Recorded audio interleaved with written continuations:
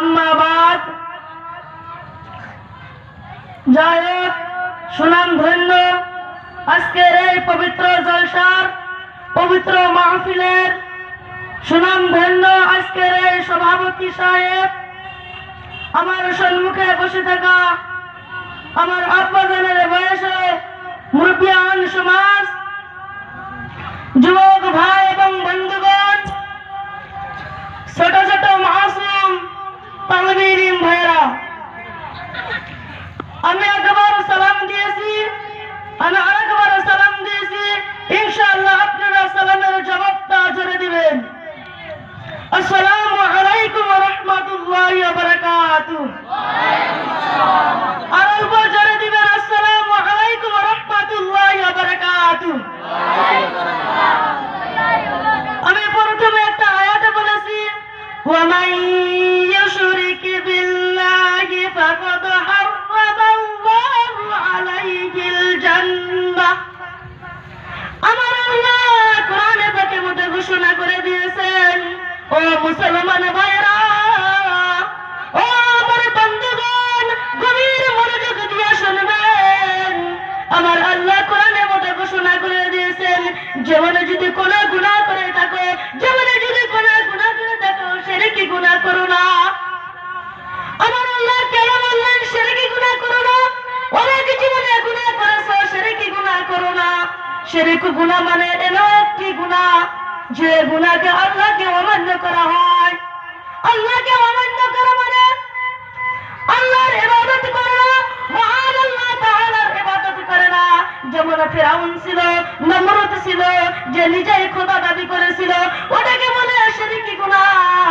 আর অনেক লোক মানুষ, অনেক মুসলমানে ভাবে চাঁদ সূর্য আসমান জমিন এত বড় একটা পৃথিবী মহান আল্লাহ তাআলা কি একলাই সামাল দিতে পারে? আমার তো মনে হয় আল্লাহ তাআলা একলাই সামাল দিতে পারে না। আল্লাহর মতো আমাকে আরেকজন আছে, জোরে বলেন না আউযুবিল্লাহ। আর জোরে বলেন না কেন নাউযুবিল্লাহ। আল্লাহ তাআলা শ্রেষ্ঠ, সব মাখলুকের চাইতে শ্রেষ্ঠ, সব মাখলুকের চাইতে শ্রেষ্ঠ মহান আল্লাহ তাআলা। সেই জন্য বলেছে শিরকি গুনাহ করো না।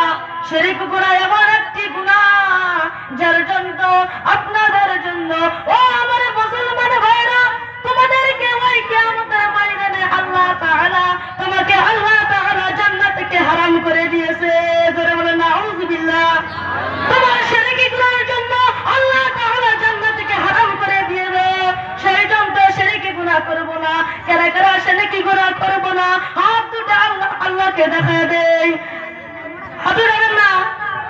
শিরকি গুনাহ কারা কারা করবেন না, হাত উঁচু করে দেখা দেই।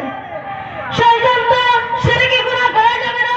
শিরকি গুনাহ খুব বড় একটা গুনাহ, যে গুনাহ করলে আল্লাহ তাআলা জান্নাত থেকে হারাম করে দিয়েছে। একটি মানুষ কিছু টাকা নিয়ে বাজারে যাচ্ছে, বাজারে যখন পৌঁছে গেল রে, ও আমার মুসলমান ভাইরা কান খুলে শুনে নাও, যখন বাজারে চলে গেল, এখন একজন মানুষ বলতেছে, আল্লাহর কোরআন শরীফ বলতেছে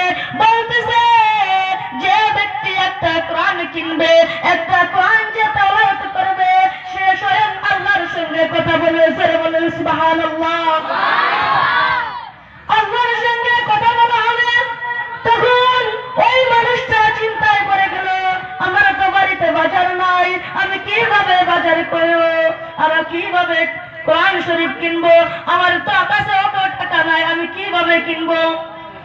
তখন মানুষটা ভাবতে ভাবতে সিদ্ধান্ত করে ফেললো যে না, আমার বাজার পরে কেনা যাবে, আমি আগে কোরআন শরীফটা কিনে নেই।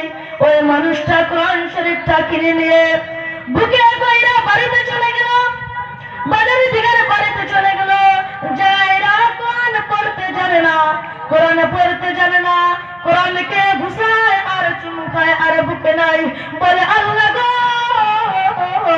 আমি যদি কোরআন পড়তে পারতাম, জানি না কত মধুর শোনা যেত।